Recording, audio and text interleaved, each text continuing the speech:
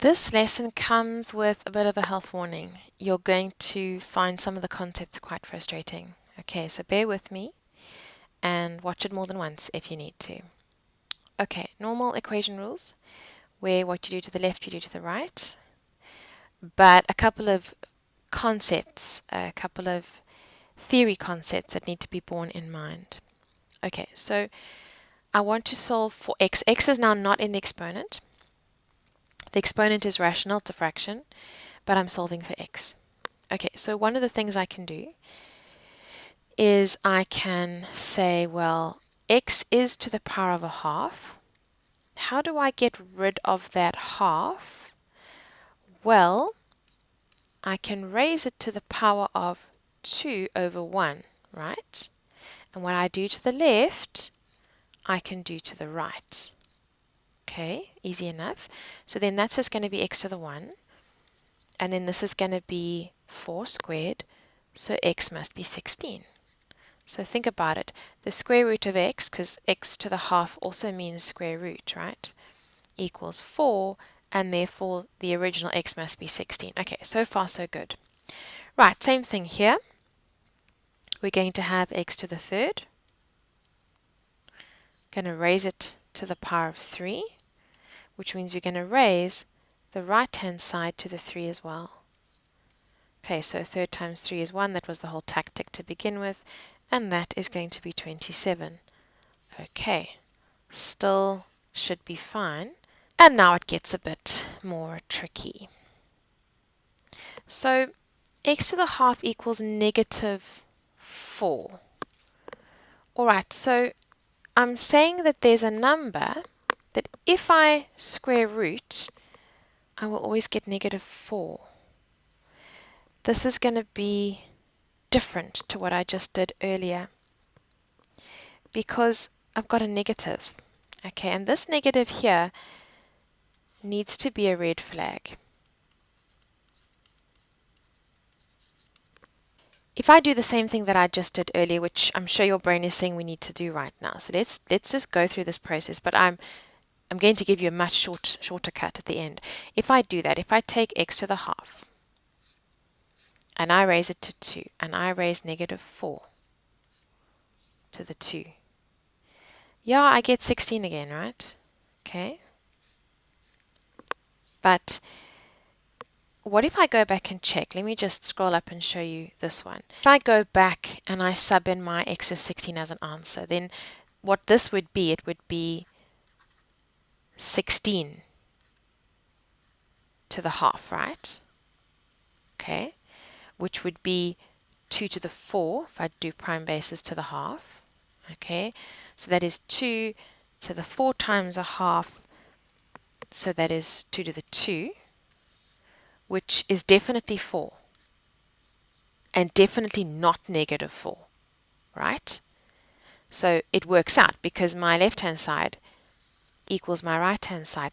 Now, if I go and do that for my question C, I'm going to find that it doesn't work because if I do all of the substitution, it'll be exactly the same, excepting I'm going to have the 16 over there by the x, and I'm going to end up saying, but no, it equals 4 and not negative 4. So this can't happen, okay? And so all of this is unnecessary. And what I want you to do instead is realize that in these questions, and we'll come back to rules about them, this can't happen. I actually can go straight to a no solution answer. Okay. But it's not quite the same when you're dealing with odd numbers in the denominator. Okay, check this one out. So let's go through the same process. Okay, so we're going to have our x to the third. And we're going to raise it to 3. And you're going to raise negative 3 to the 3. Perhaps you are remembering something from a couple years ago where you realize that negative 3, if you cube it, will give you negative 27 and not positive 27. And that's the problem with squares or things with even numbers, is that they all give you the same answer when you square or you take something to the power that has an even number. But when it's an odd number, it doesn't work that way. Okay, so let's see here. This gives me my x, and this gives me negative 27, which is not the same answer. Now, issue here for A and C is that they gave us the same answer, but it couldn't be. When you go and sub back, it can't be. This will work. If I sub back over here, if I put my negative 27 in, I have negative 27 to the third, which means it is negative 3 to the 3 to the third. Okay, so 3 times the 1 over 3 there gives me the 1, which means I've ended up with negative 3 to the 1, which is exactly what the answer is. So they both work out. Okay, this you can imagine exactly the same for question B. I'll have positive 27 and it'll give me positive 3 on this side. So these guys work and this one doesn't. What is the pattern? The pattern is I am raising a variable to an even number exponent and getting a negative, and that can't exist. So here it is as a little memory box to learn off by heart. You can't have an even number over there and then get a negative. In the same way that you can't have an x squared and then a negative. It just doesn't work. Okay, so it's an even number in the denominator, which makes it an even exponent, and it cannot be a negative number. And when you see this, you just go straight to no solution. And you don't have to show any calculation, and you'll find that the mark allocation will tell you that because it'll be very low, and you'll be like, but there's lots to do, and then you'll realize there's nothing to do other than recognize the fact that it has no solution. Okay, so let's see now what's happening here. We've got x to the quarter. Okay, so it's one of these guys with the even number, and it equals a positive number. Okay, this is fun. This one will work out. Let's look at this one. X to the quarter, so even number, equals a negative. Okay, no. So I don't do anything. I just say no solution. All right. But we can solve the one on the left. I can say x to the quarter, and I can raise it to the 4. And that can be equal to something positive, raised to the 4. So x equals 81, all done. But it's not going to work if it equals something that's negative. Okay. Right, the next concept here is that in order to cope, we can rewrite an exponent that did have a numerator and denominator like that, but we can separate it out and we can actually put that one, the numerator, on the outside and make the inside 1 over the denominator. So it's a little hack for demystifying what I just explained to you about the even numbers in the denominator. Alright, so let's have a look here. For this one, I now have 2 over 3. So what's different compared to the previous examples is that I don't have 1 over something. So that's the first thing to recognize, is that there's a numerator that's not 1. That I can rewrite as x to the, right, the 2 is going to move out, and then I'll make this 1 over 3. So I'm just rewriting it, okay, equals 4. Okay, so that means something squared gives me 4. So what if I use a k method here? And I say, well, let k be the x to the third. Then I'm sure, because I said something there, I'm sure you did it in your head as well. K squared equals 4. So k will equal plus or minus 2, right? Okay, which means that x to the third equals 2. I'm just going to split them up here. Or x to the third equals negative 2. Can that exist? Well, yes, because it's negative, okay, which was one of the red flags, but then this is not an even number, so that'll be fine. So that means now we're looking at the ones that are similar to what we've done before, where we just raise it to the 3. Because there's now 1 inside there, so that made it easier. Okay. 2 to the 3, so x equals 8. And this won't be the same. This will be my x to the third, raising to the 3, but now I'm going to raise negative 2 to the 3. Okay, so then that is x equals negative 8. So I've actually got two answers. Okay, let me show you an alternative though. Some people will immediately say, but why can't I just flip the fraction? Why can't I just say x to the 2/3 equals 4? Why can't I just say x to the 2/3 and then raise that to the 3/2? Because isn't that just what we did? Yes. Okay, but here's the snag. If I raise something with a power that has an even number in the denominator, I'm creating a plus or minus scenario in the answer. So my green example here is your foolproof, okay? And I'm not saying you can't do it the orange way, but I want to show you what you need to think about. If I do this, I get 2/3 times 3/2, so obviously x to the 1, right? What am I doing to the right-hand side? I'm also going to the 3/2.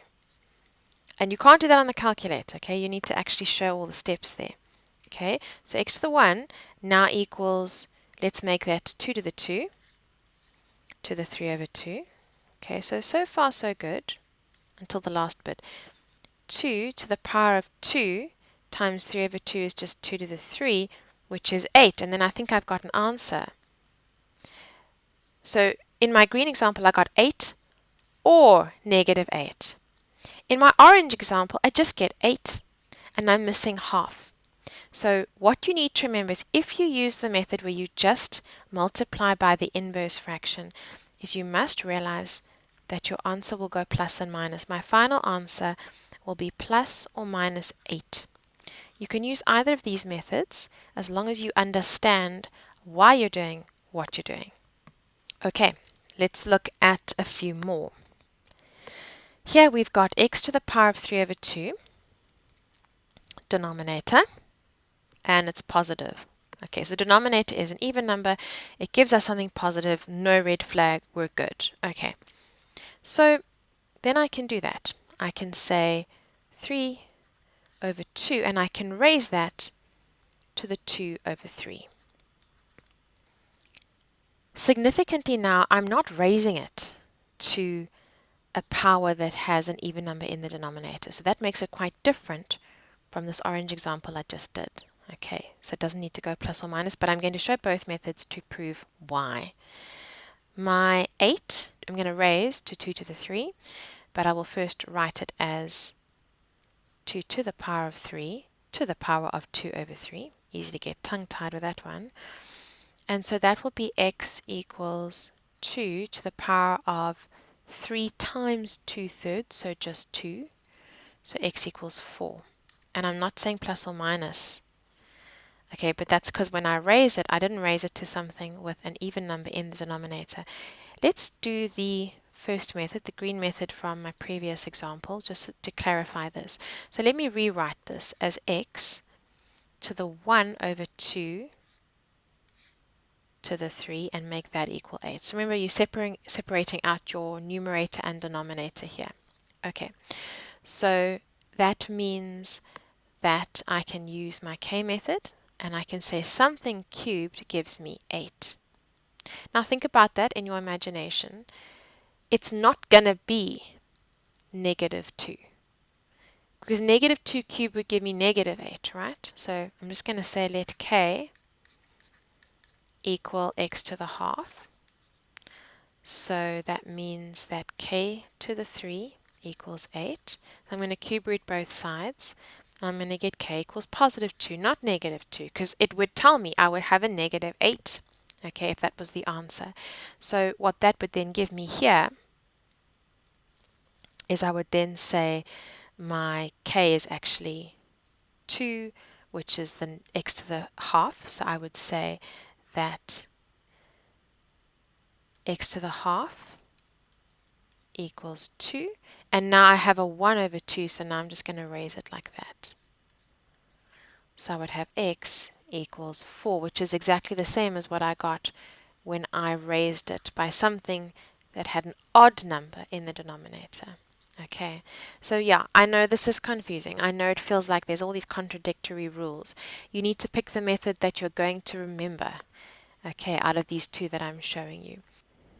Question C is raised by 2/3, and if I want to do my little inverse thing with it, 2/3, I'd have to raise it to the 3/2, red flag, okay, because the 2 is now an even number, and then I'm going to say that equals -4.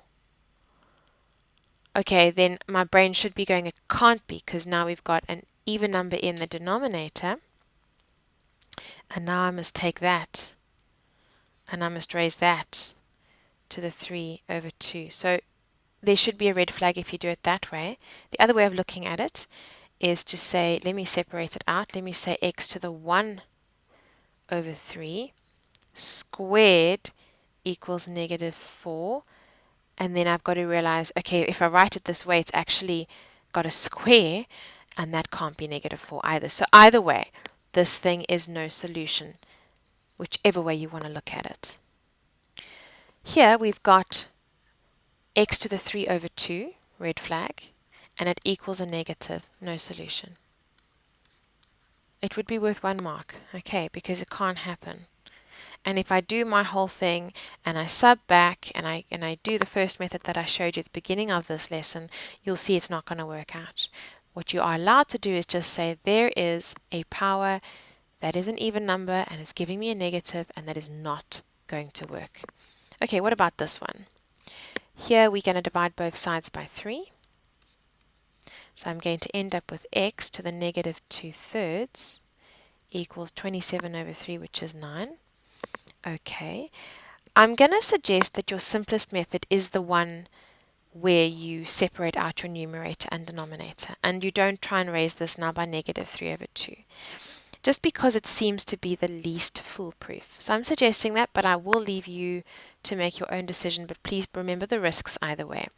Okay, so let me separate this out. Let me say x to the -1/3, and then I'm going to put the 2 on the outside. And so I've done nothing. I'm not raising it by anything just yet. I'm going to go into k method at this point, and I'm going to say, all right, well, k squared equals 9. I should have probably written there, let x to the -3rd equal k. All right, k squared equals 9, so k equals plus or minus 3. Okay, then subbing that back, I can say x to the -3rd, because that was my k, that equals 3. So then I'm going to raise that to the -3, and I'm going to raise that to the -3. And then I'm going to have x just to the 1 equals 3 to the -3, which is the same as 1 over 3 to the 3, which is 1 over 27. Okay, there's my first answer. My second answer is x to the -3rd is -3. And then I'm going to go through my same process. Raise that to the -3, raise that to -3. So here we have x, and we have -1 over 27. If, however, I wanted to look at this, and at this point here, I wanted to raise it. So if I wanted to say my x to the -2/3, and I wanted to raise it to -3/2, okay, which is an alternative. What I must remember is that I'm raising it by something that has a power that is an even number, which means whatever I get as my answer, I'm going to need to go plus or minus. And you can see that's what we got. We got 1 over 27, and we got -1 over 27. Okay, the last example is again a disguised trinomial, where you will use your k method or your substitution method to solve it. A reminder on how to recognize it. This time the exponent is the base, but the way I'm going to recognize this as a trinomial is, first of all, there's 3 terms, And the second thing is I'm going to say, well, what's the smaller one? X to the quarter. And what happens if I square that? And what happens if I square that is I say x to the power of 1/4 times 2, which is x to the 2 over 4, which is x to the half. Okay, so the significant thing is this guy is the square of that one. Okay, so let's do k method. Let k equal the smaller one, always the smaller one. Okay, then k squared will be that whole thing squared, which we know is x to the half. Okay, so that means I'm going to say k squared plus k minus 2 equals 0. So I'm going to have factors of 2 that give me 1 when they're subtracted. That will be 2 and 1, and the biggest one will be positive. Okay, now I can sub back, so I can put my k in. My k was x to the quarter, so I'm going to say x to the quarter minus 1 equals 0, or x to the quarter plus 2 equals 0. Perhaps you can spot something here that's not going to work. This one will be x to the quarter equals negative 2. That's an even number, that's a negative, no solution. I actually quite enjoy these ones because there's so much less to do, isn't there? Here, I'm going to have x to the quarter equals 1. That does work, okay? Because remember, 1 to the anything is just 1. So if I raise both sides to the 4, which I can do because that's a 1 there, then x just equals 1 to the 4, which is 1.